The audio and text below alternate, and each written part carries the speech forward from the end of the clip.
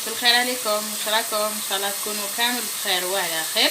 اليوم راح نوجد معاكم ظلمه تاع كرومبيط، ولكن بطريقه شويه عصريه.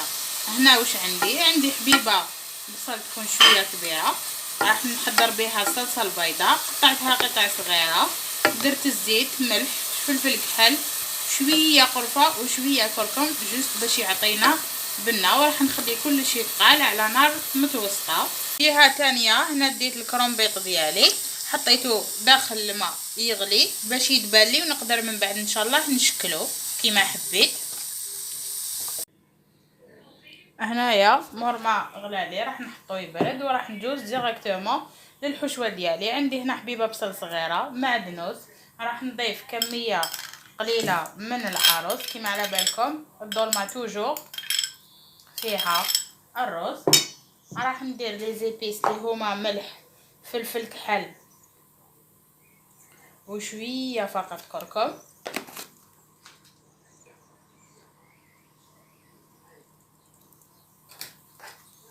هكذا من بعد راح نضيف لو بولي عاشي ولا الفيوند عاشي، كل وحده واش عندها، وراح نخلط كلش مليح ونبداو نفرسيو الكرومبيط ديالنا بطريقه شويه عصريه. وهنايا راح نضيف كميه قليله من الزيت، بالتقريب نص مغرفه صغيره، بيان سور على حسب الكميه تاع البولي تاعكم. وكيما على بالكم الدجاج يحب الزنجبيل، راح نضيف كميه قليله ثاني. وراح نبدا لو مونتاج تاعي. راح ناخذ حبيبه تاع كرومبيط، راح نحطها داخل ان بتي غامكان هكذا تاع الفلون، راح نضيف عليها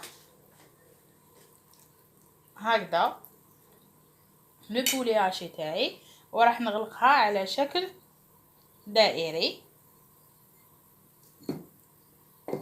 كيما راكم تشوفوا. وراح نكمل كامل الاخرين.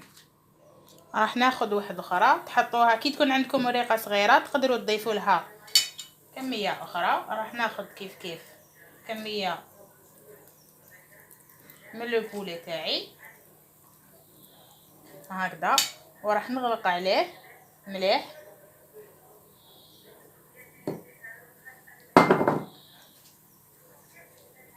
ونحطو توجور القاعده للتحت.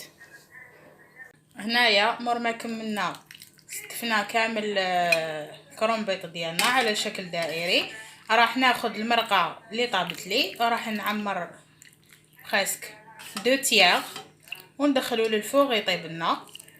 هذه هي طريقه، الشكل راح يكون مختلف اللي احنا درناه دوائر. ولا دوزيام شوز انه راح نطيبوه في الفوغ ماشي في طنجره.